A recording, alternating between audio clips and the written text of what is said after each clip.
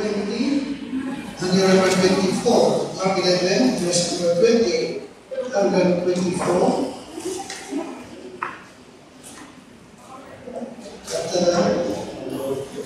Magkaroon tayo po ng sabay ang pupunbasa. Verse number 20. And in the morning, as they passed by, they saw the fig tree dried up from the roots.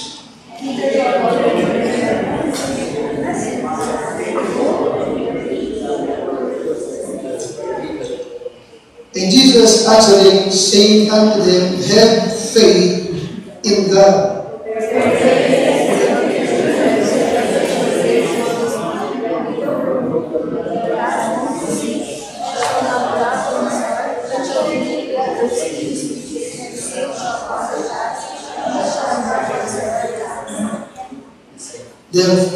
Therefore, I say unto you, what things soever you desire, when you pray, believe that you receive them, and you shall have them.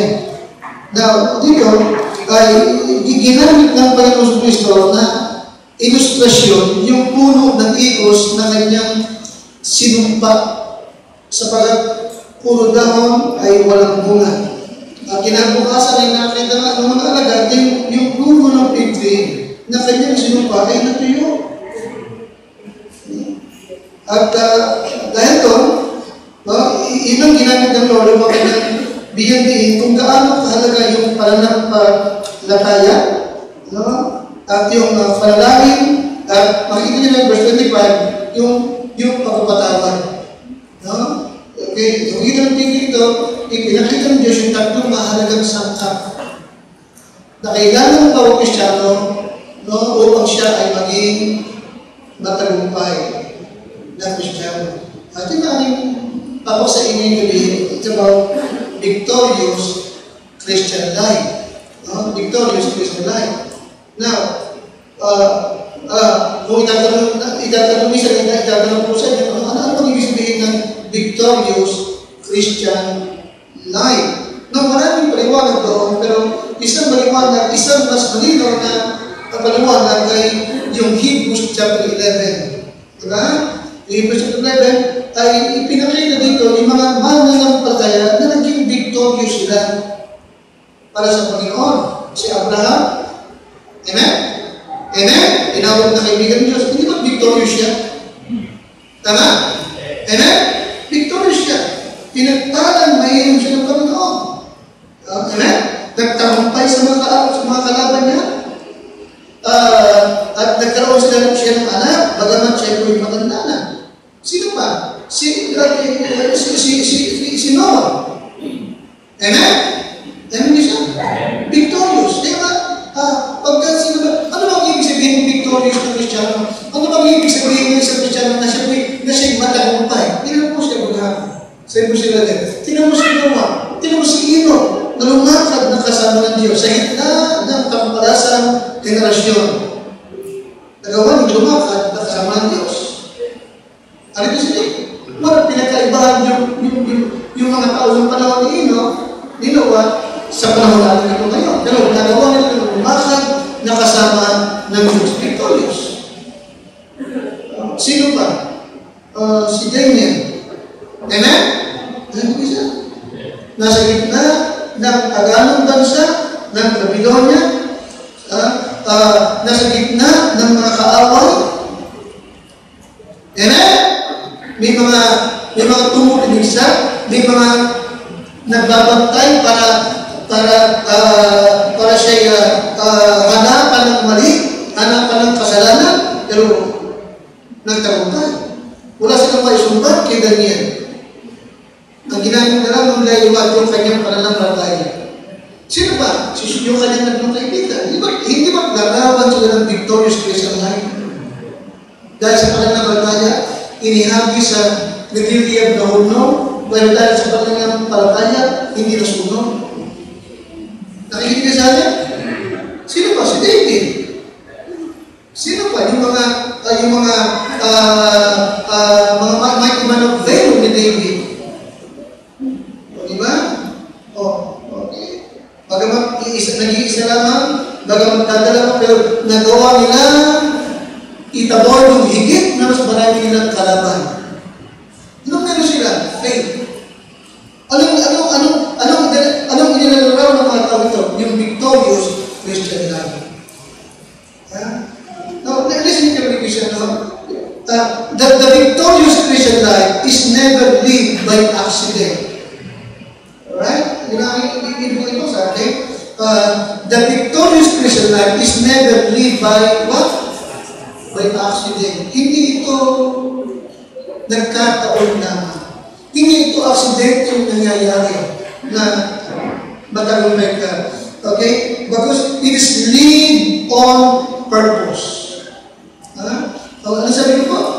Victorious Christian life is never lived by accident. It is lived on what? On purpose. Lahat ng mga victorious na Kristiyano, ay naging matagumpay sila. Bakit namuhay sila na ang kanilang layunin talaga ay maging matagumpay. Hindi ba si Daniel? Amen? 3 times a day, nagpapray, nang nakaluhod, sa dako patungo ng Jerusalem. Amen siya? Hindi mo si David ang nagsabi, but his delight is in the law of the Lord, and in his law, ano sabi niya, he meditate what? Day and night. Kaya siya victorious. Amen? Sino ba? Bakit siya victorious? Ano sabi naman? Noah, he walked with God. Bakit siya victorious? He walked with God. Hindi ba siya inukulong din? He walked with God. Makikita mo talaga, no? Hindi aksidente, naging victorious sila.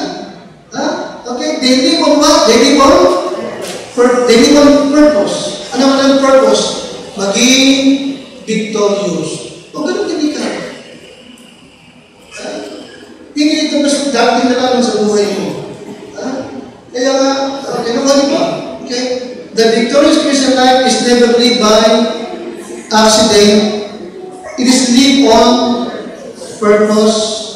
Okay, so sabihin, you can be saved and not live a victorious life. Nakalipa ba?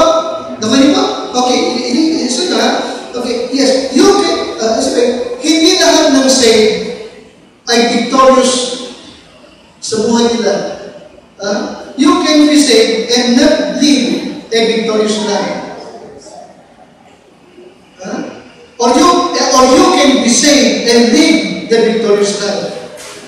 Nakikita natin, di ba, sa aming church na lahat ng member natin victorious. Meron silang victorious na buhay. Marami tayo member nagpapasay din. Kahit siya, makakatakbo ka. Marami tayo mga member na nagtatay. So, ikaw hindi sumini.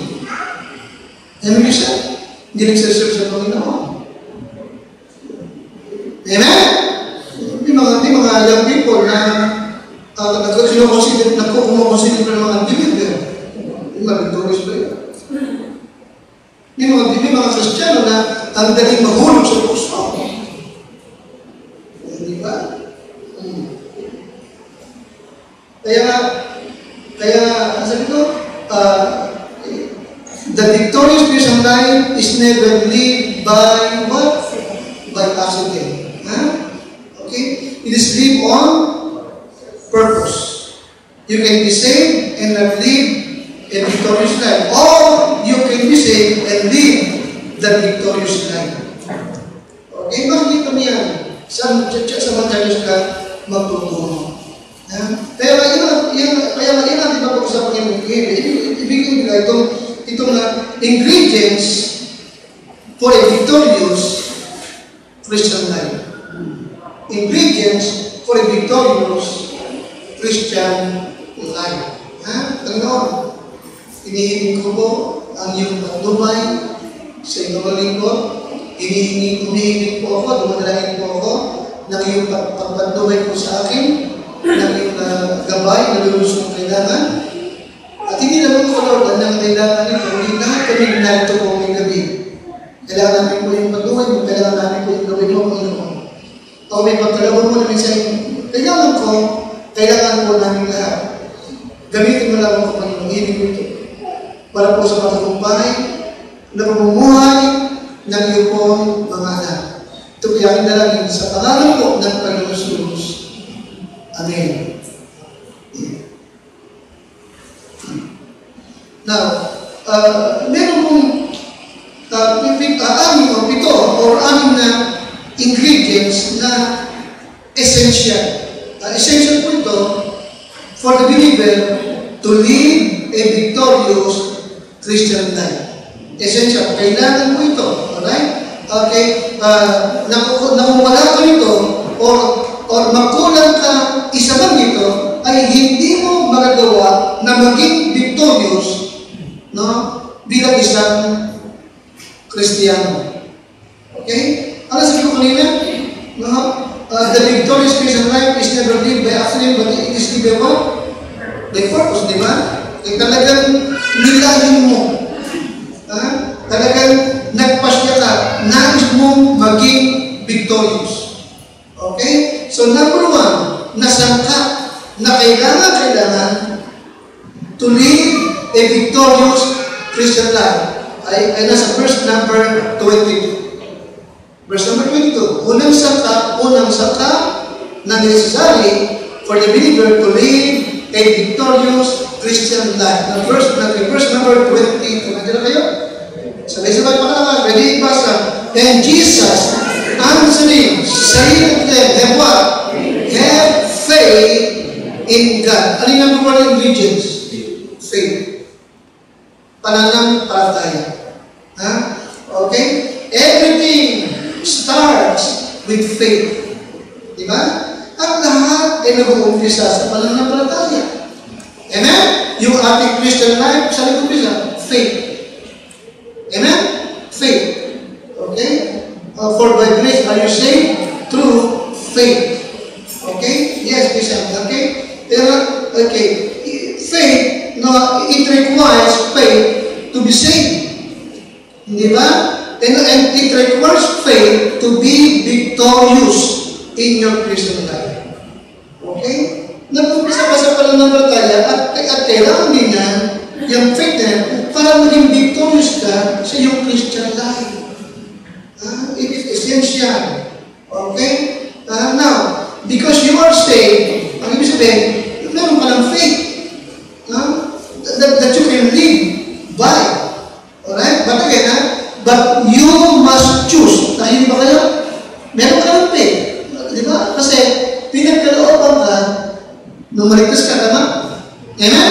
For by grace are we saved through faith, and that not of yourself. It is what? The gift of God. Ano yung gift? Yung faith. Liwanag ba?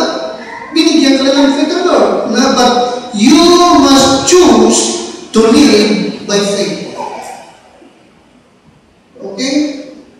You must choose to live by faith. Okay? You will never live by faith without spending time in the Word of God. Okay? Romans 10:17. Romans 10:17. Faith cometh by hearing and hearing. Nakita mo? Kaya nga, kung ibig mong mamuhay by faith, ibig mong lumako sa pananampalataya, anong kailangan? Anong kailangan? Hearing and hearing. By what? By what? By the Word of God. Now, paano ka makikinig? Basahin mo ang Bible mo nang naririnig mo. Amen? At pag nasa church ka, nakinig ka mabuti kapag ka i-preach ang salita ng Diyos. Because faith comes by hearing and hearing. Amen? Amen? Amen? Nakita mo yung binhing bumaksak sa tabi ng kalsada na pag-iyapakan. Kinain pa ng ibon. Anong ibig sabihin mo? Taong nakinig ng salita ng Diyos. Pero hindi niya dinig mabuti. Kinuha ng diyan. Amen siya? Nagpakita talaga ito. Nagpakita talaga sabi ko na talagang you must choose to live by faith. Alright? Pakinggan mo mabuti ang salita ng Diyos. Basahin mo, napapakinggan mo, at makinig ka mabuti sa preaching ng salita ng Diyos.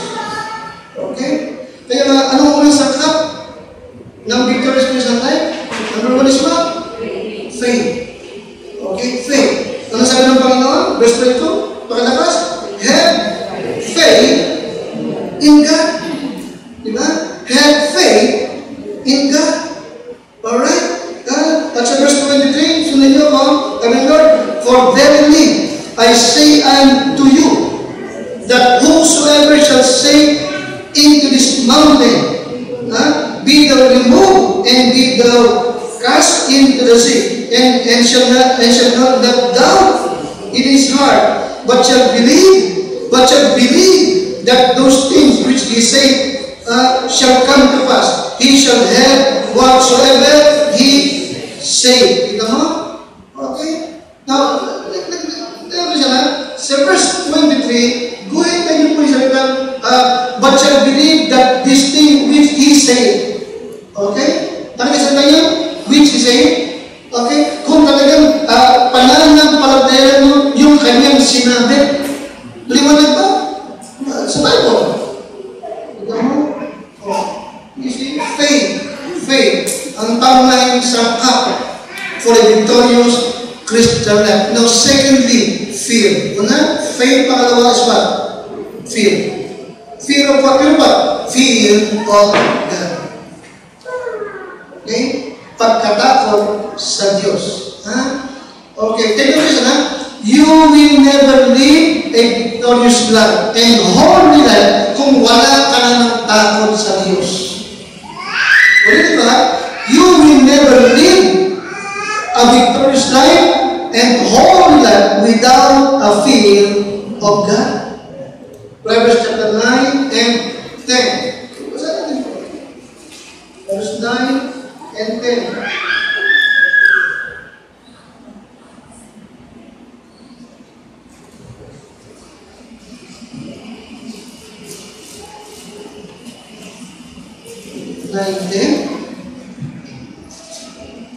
Sabay-sabay po tayo. Ready? Basa. The fear of the Lord is the beginning of wisdom, and the knowledge of the Holy is understanding. Okay?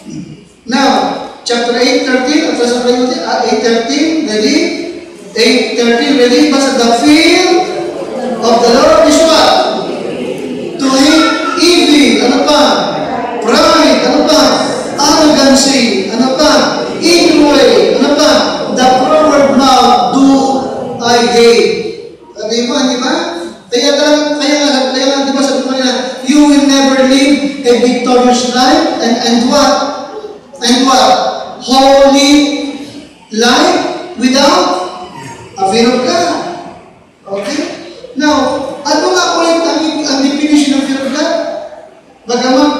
Bagamat maniwala din mo dito sa chapter 8, 10 na, pero meron akong binigay na definition sa inyo. Ulitin ko lang, okay? To fear God means to acknowledge His presence in your life. And to live with awareness that He is watching, guiding, and directing. Okay, yun ang ating definition, di ba? Pakilabas niya? To fear God means what? To acknowledge His what? Presence sa iyong buhay. At mamuhay ka na ikaw ay aware na ang Diyos ay nagmamasid, gumagabay, at nagbibigay ng direksyon sa buhay mo. Ito yung pagkatakot sa Diyos. Liwanag ba? Hindi ito yung pangatong. Okay? Now, in chapter 14, 26 to 27, abang kayo ng konti, chapter 14, 26 to 27. Ganyan niyo po. At makikita talaga na isa sa mahalagang sangkap for a victorious Christian is what? To fear God. To fear God. Now, chapter 14, 26 to 27. Ready? Ready? Basa. Pakilabas ko. In the fear of the Lord is what? Strong confidence. And His children shall have a place of what? Refuge.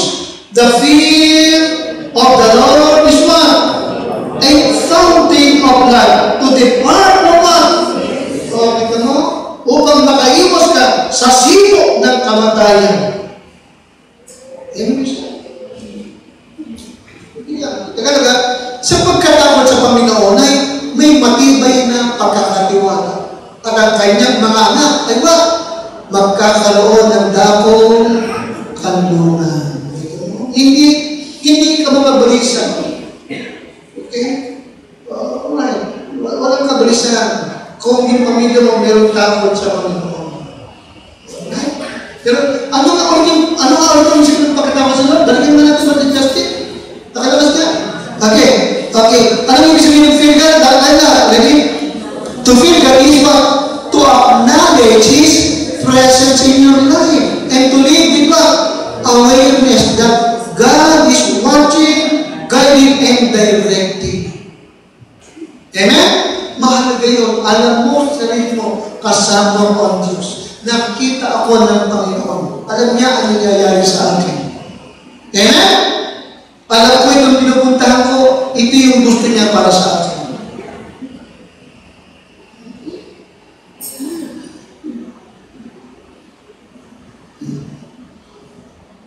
So, unang sangka, faith. Pangalawang sangka, fear of God. Pangalawang sangka, trust. Tiwala. Okay? Trust. Now, trusting is believing in the promises of God. Ganun ba ang trusting? Trusting is what?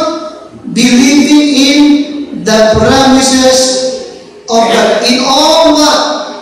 In all what? Oh yes, sa lahat ng nangyayari sa iyo, hindi nawawala ang tiwala mo. Okay? Bagkus nagtitiwala ka sa mga pangako ng Diyos, ano man ang mangyari sa buhay mo. Naliwanag ba? Naliwanag ba? Faith is pananampalataya. Trust is what? Pagtitiwala. Now listen ha? You must have trust that God is working through your life. Yun ang lagi kong pinangahawakan. Hindi na lagi kong binabantay sa sarili. Gusto ko lagi na ang Diyos nakita ko na gumagawa sa buhay ko. Now, of course, anong sabi ko kanina? Okay. Anong kailangan? You must live on purpose. Amen? The victorious Christian life is never lived by accident. It is lived on purpose. Okay? So you must choose to live by faith. Okay? Kaya trust. Pangatlong sangkap na napakahalaga para maging victorious ka. Okay? Tiwala. And you must trust that God is working through your life. Okay?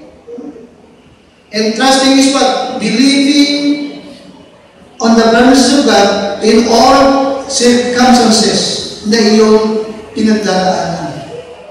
Alright? Now, in Mark 11:24, binanggit ko sa inyo kanina po, na, okay, makikita mo rin yung salitang, yung ibig sabihin ng trusting. In Mark 11:24, yung sabi ko, I say unto you, sinasabi ko sa inyo. Amen?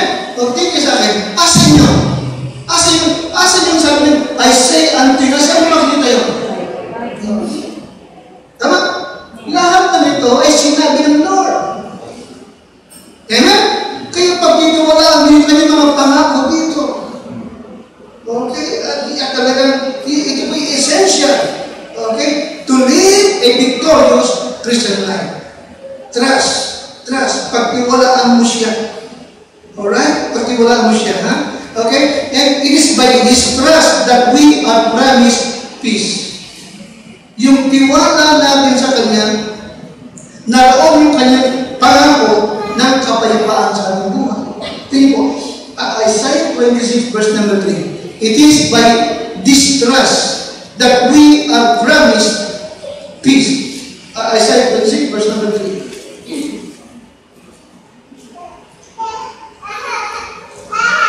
Isaiah 26 and number 3.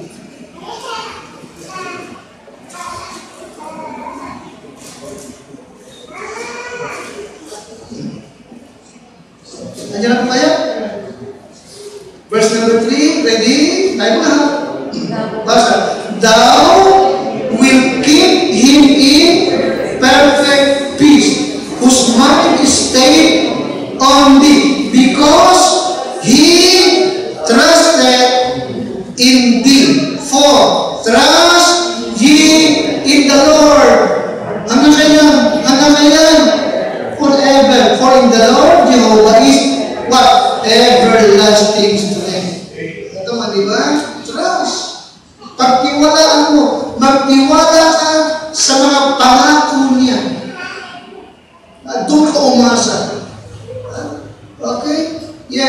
by distrust na kayo pinangakuan ng kapayapaan. And to that, okay, nakalagay ito, kanino ka magtitiwala? Kanino ka magtitiwala? Yes, Christian. It is the Lord whom we are to trust. It is the Lord whom we are to trust. Nakikinig ba sa akin? Not ourselves. Ano sabi ko? Sa Panginoon, tayo magtitiwala not on ourselves. Not on our plans. Not the word's wisdom. Hindi sa ating sarili, hindi sa ating plano, paliwanag ko, hindi rin sa karunungan ng tao o paraan ng tao. Tayo magtitiwala. Kung hindi kanino? Kanino? Proverbs 3:5. Trust in the Lord. Trust in the Lord. Amen? Amen? Trust in the Lord. With all, buong puso na. Kaya, yes, ito yung mga mahalagang sangka para tayo maging victorious. Pananampalataya, pagkatakot sa Panginoon, pagtitiwala sa Diyos, and then, pangapat, balikin niyo yung Mark 11. Mark 11, 25 to 26, baka mahalaga ito, Alright. Hindi iniisip ng ibang Kristiyano na kasama itong pang-apat na ito.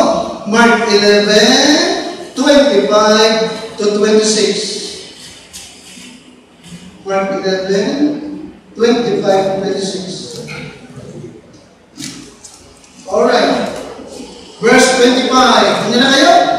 Sabi-sabay, basa. Ika-apat na sa 25. And when you stand praying, forgive if you have owed against any, that your Father also, which is in heaven, may forgive you your trespasses. But if you do not forgive, neither will your Father, which is in heaven, forgive your what? Okay. Now, ano yung ika-apat na necessary para sa victorious Christian? Ano yung ika-apat? Forgiveness. Tagalog. At kailanman, ano pala gusto? Bago na yan eh. 100,000 yan. At kailanman kayo'y nakatayong nagsisipanalangin, mga patawad kayo. Di ba? Mahalaga ang santa ng matagumpay ng Christian Ritual. Wala siyang bitterness. Nahilig ka sa akin? Wala siyang kagalit. Wala siyang hinanakit. Liwanag ba? Amen? Liwanag ba? Mahalaga yan. Mahalaga yan. Okay? Sapagkat hindi mangyayari sa inyo ito ng fear of God kung meron kang bitterness sa iyong puso. Kaya yes, forgiveness is necessary. Nahilig ba sa akin? Forgiveness is what? Necessary, because you will experience many hurts in life. Habang buhay tayo dito, hindi mangyayari na hindi ka makakadanas na minsan nasasaktan ang kalooban. Liwanag ba? Bahagi ng buhay yun eh. Di ba sabi ng Panginoon? Kung pwede nga lang, kasi talagang bahagi ng buhay yun, open. So, forgiveness. Ito po'y kailangan. Forgiveness gives you the ability to be a good testimony. Nagkalit mo, Justin? Pagkasahan mo lakas, forgiveness ba? Forgiveness gives you the ability to be a good testimony to those who have seen you. Ito mo, magandang patotoo yan. Magandang patotoo yan.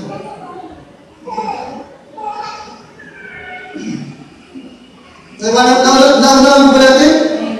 Amen? Amen, isa? Ano sa atin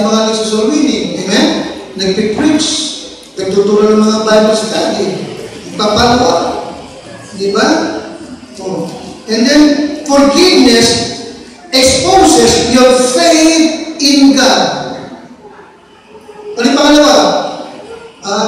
Forgiveness exposes what?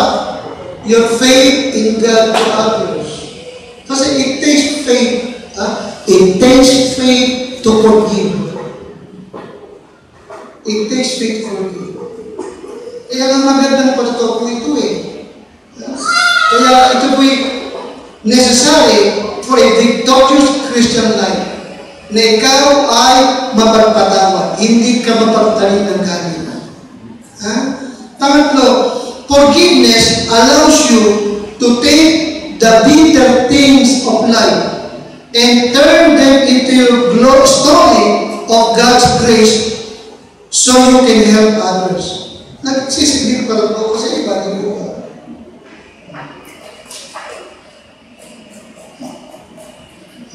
Kaya, nakakatagpo ako ng mga nangangarap din, nagpipis din, mas maganda pa sa akin. Kasi nanangiti ako, alam mo, bigyan siya. Sabi ko, bahala na siya. Mas maganda na sa akin. Forgiveness. Empisa, mahalagang sangkap for a victorious Christian life. And number 5, vision. Vision. If there is no vision, the people perish. Vision. Okay? Kawikaan 20:19. If there's no vision, the people perish. But he that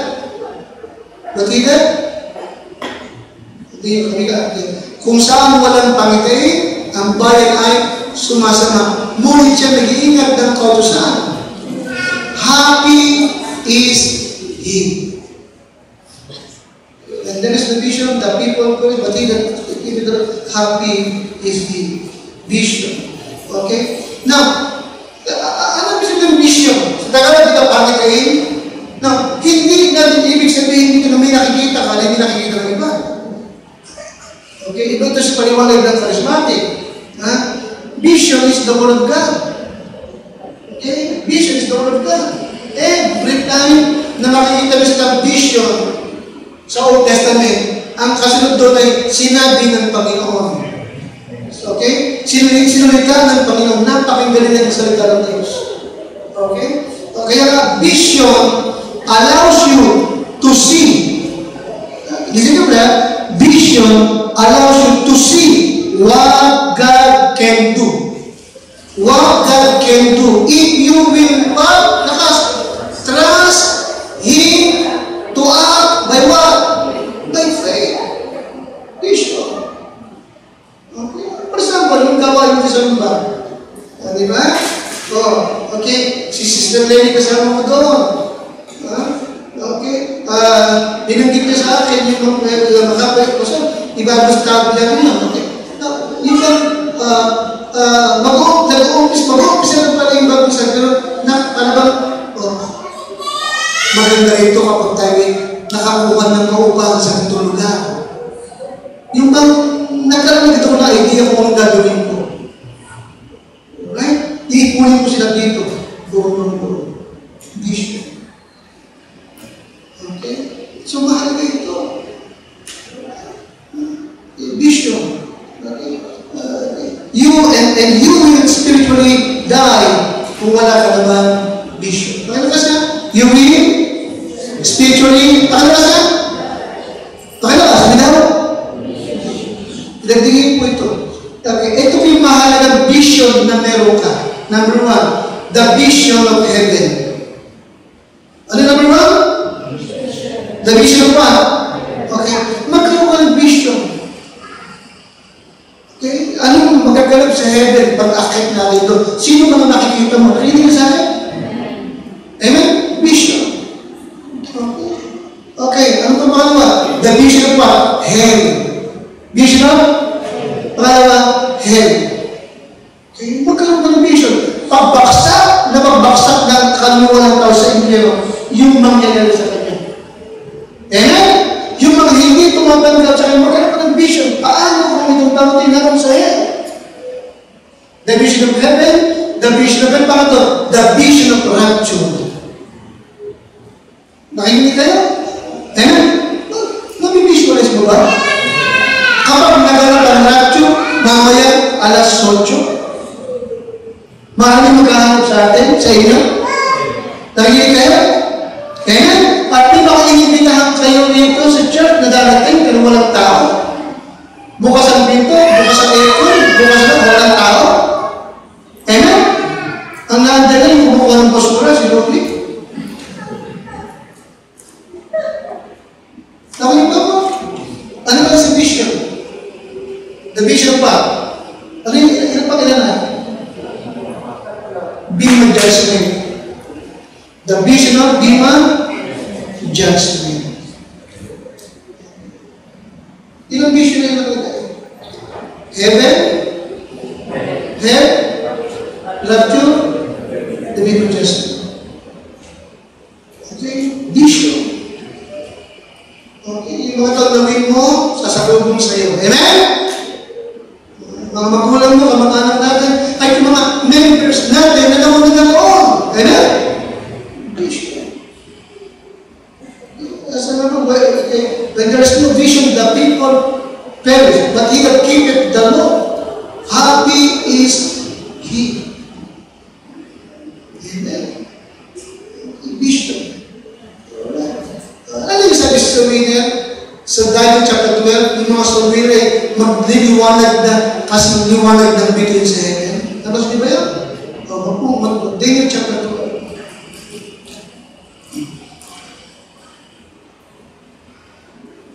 Daniel chapter 12.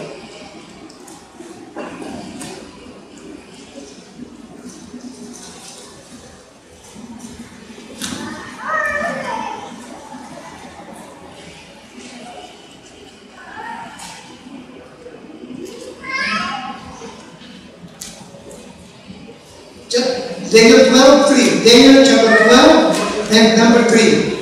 Daniel 12:3. Kayo po lahat? Nandiyan na kayo?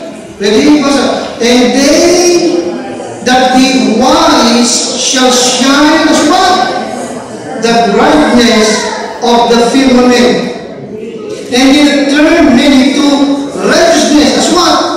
Stars of heaven and heaven. Now, kayo tatanungin ko, sino yung tinutukoy sa verse number 3? Sino yung tinutukoy dyan? Ha? Okay. Ano sabi lang ng Proverbs 11:30? He that willeth sows what? Wise. O sino tinutukoy sa verse number 3? Ano na? The soul withers. Okay. Amen? I-visualize mo yan. Bakit kaya sila bakit binanggit dito na yung mga susunod ay magliliwanag na parang bituin sa heaven forever and ever? Bakit kaya? Bakit kaya? Palagay niyo. Because of the crowns. Amen? Yung mga crowns na kanyang natanda. Hindi ka magkakabugada. Vision. Okay? And then number 6 and the last, prayer. Prayer. Prayer. Okay? Mark 11:24, and when you pray, forgive. Diba? So prayer. Luke 18:1. Luke 18:1. And his faith a parable to them that make always to pray and not to faint. Nakita mo? Prayer. At sinalita niya sa kanila ang isang talinhaga na sila'y dapat. Pagkat sa kaya, that may dapat manalangin lagi. Kita mo? Lagi. At huwag manglulupay pa. Maliwanag pa sa atin? Maliwanag pa? Amen? No. Look at that. Ilagay niyo ito. Nobody lives a victorious Christian life without a healthy prayer life. Tandaan po ito. Walang sino man na Kristiyano ang magiging matagumpay sa kanyang Christian life Ano yun? Prayer? Prayer time? Prayer time? Prayer life. Ini sabi ko ba? Sabi ko, don't just have a prayer time. Don't just have a prayer time, but fill your life with what? Prayer life. Huh? Don't just have a prayer time, have a prayer life. Iba yung prayer time sa prayer life. Liwanag ba? Amen? Yung prayer time, schedule mo lang. Pero yung prayer life is bahagi na talaga ng buhay mo. Then, always to pray. And not to faint. Huh? Okay? Now, nilagay ko ito, kasi yung unang nabanggit ko, yung faith, fear, trust, forgiveness, and vision, isn't okay? Ang nagpapalakas dito ay yung prayer. Ha? Maliwanag ba? Maliwanag ba? Pinaalam ko ito, prayer strengthen all the previous ingredients. Yun ang nagpapalakas doon. Pinapag-usapan natin. Ano po? Okay? And lastly, the power of God. The power of God. Okay? Yes. Ikapitong sangkap ng matagumpay na buhay Kristyanismo. Alam niyo? Ano yung power of God? Acts 1:8. But ye shall receive power. Amen, Krista? Amen? Pagkibutin, tapos na ba? Alam niyo ba yung power na yan? Meron ka ba niya? Ha? Ikaw pa natin ulit, Acts 1:8. But ye shall receive power. After that the Holy Ghost has come upon you. And ye shall be witnesses unto me both in Jerusalem, in Judea, in Samaria, and unto the uttermost part of their power. Anong power ito? The fullness of what? The fullness of what? Pakita, the fullness of what? The Holy Spirit. The power of God. Ephesians 5:18, and be not drunk with wine, wherein is excess, but be filled with what? The Holy Spirit. The power of God. Huh? No, tandaan natin po lagi, ilang taon yung training ng mga apostol sa Panginoon, ilang taon? Ilang taon? 3 years, di ba? Kaya lahat ng Bible school, 3 years eh. Kasi 3 years kang nag-training yung mga apostol. Yung kalahati, pastoral. Okay? And dito, 3 taong training nila. Pero napapasa nyo, sa yung last chapter, hindi muna sila isinugo to preach. Bago sabi ng Lord, huwag muna kami preach. But what? Tagi. Hantayin muna ninyo yung pangako ng Ama pagkakain ko. Isusuko ko. So, di ba? Hindi sila pinapreach hanggat hindi sila lakas. Napusupos ng Espiritu Santo. Kung ang Panginoon sa Kristo napusupos, kung yung mga alagad hindi pinayao hanggat hindi puspos, ikot tayo pa kaya. Ang ibig sabihin, itong power of the reward, pakalakas, necessary. Kailangan ng bawat Kristiyano. Okay? The fullness of the Holy Spirit. Okay? Because the believer is sure to experience weariness and strength if they try to do God's work in their own power. Totoo yan. Okay? Kung lahat ng gawain mo, gagawin mo sa sarili mo ng lakas, discipline, mapapagod ka. Paliwanag ba? Mapapagod ka. Mag-discourage ka. Okay? Yes, tapos na ba? Okay. Paglulupay-pay, pagkapagod, stress, is not ay hindi resulta ng maraming ginagawa sa ministry. Nakikinig sa akin, burnout, weariness, stress is not the result of giving too much time to God's work. Because It is the result of doing the Word of God without the power of God. Nakikinig ka sa akin? Ano gusto?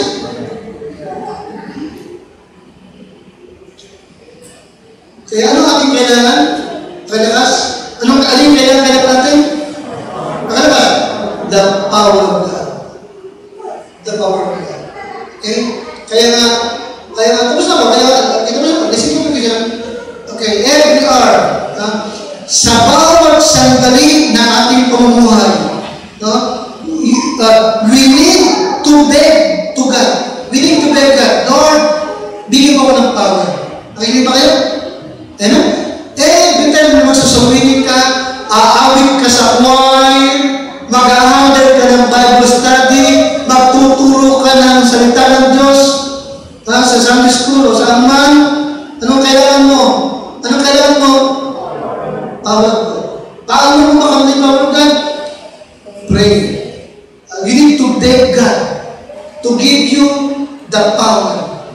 Lord, fill me. Fill me, Lord. Ang iyong Holy Spirit.